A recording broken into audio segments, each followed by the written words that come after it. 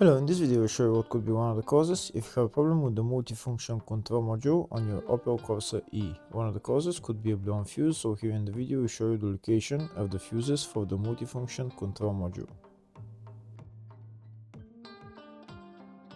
Before I show you the location of the fuses, first I'll show you how to test the fuses, if they're good or bad. I'll show you how to test the fuses using a multimeter and a test light. First I'll show you how to test the fuses with the test light. For this purpose we need to turn the ignition on. This is the test light that I'm using. We need to attach the cable of the test light to battery negative or somewhere on chassis ground.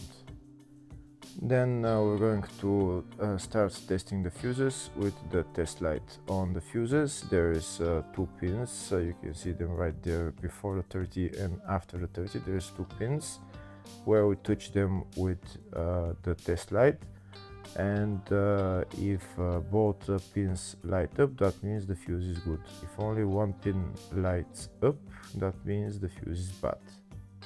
Sometimes none of the pins light up, that means that there is no power going to that fuse. Next I'll show you how to test the fuses with a multimeter. This is what the fuse looks like. You can see that contact in the middle that is connecting to the two pins. This is the contact that shows if the fuse is good or bad. If the contact is burnt, that means the fuse is bad. If it's if it's connected, that means it's good. When we test the fuses, we should measure resistance with the multimeter. So when we turn the multimeter on, we should turn it to 20k ohms.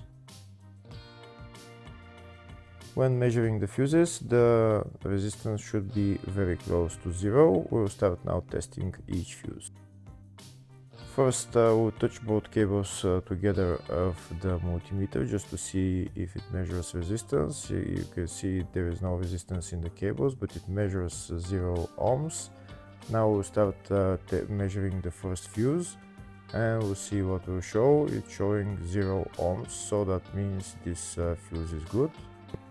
Next to test the second fuse, it's showing 0 ohms, so that means that fuse is good. Now we'll test the third fuse. Third fuse is also showing 0 ohms, so that means that fuse is also good. Next we'll test the fourth fuse, and it doesn't show 0 ohms, it says 0L, which means open circuit. That means that fuse should be bad. Now we'll see what the condition of the fuse is visually. We can see that contact in the middle that's connecting to the two pins is broken, so that's why it's showing open circuit. That means the fuse is bad, so it needs to be replaced.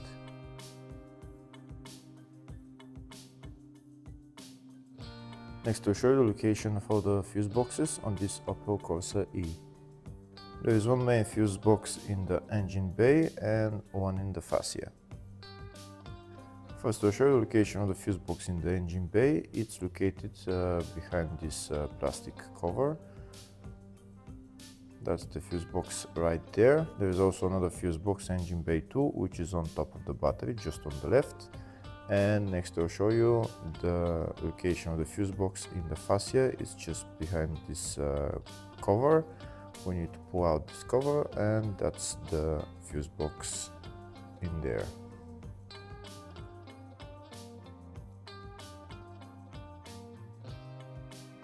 Next I'll show you a diagram of all the fuse boxes on this Opel Corsa E. There's two fuse boxes in the engine bay 1 and engine bay 2, and two in the fascia 1 and fascia 2 fuse boxes.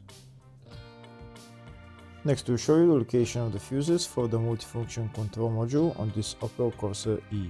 The fuses are located in the engine bay and fascia fuse boxes. First I'll show you the location of them in the engine bay, and it's F9 fuse.